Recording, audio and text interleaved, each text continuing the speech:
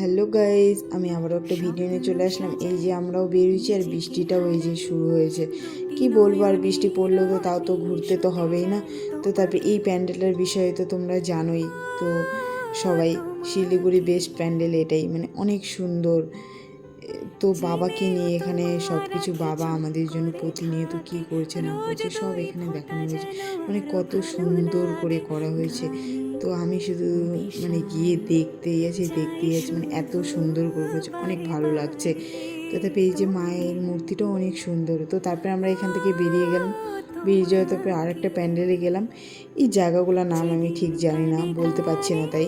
তো এই প্যান্ডেলটা আমার অনেক ভালো লেগেছে, দেখো তোমরা, অনেক সুন্দর করেছে প্যান্ডেলটা। তো তারপরে এই যে আমরা ভিতরে ঢুকলাম, এখানে হচ্ছে দশমীর দিন গিয়েছিলাম, যেহেতু তো সিঁদুর খেলা হয়ে গেছে। তো যাই হোক, তো তারপরে এখান থেকে বেরিয়ে তারপরে এখানেই এন্ড করছি ব্লগটা। আবার একটা ব্লগে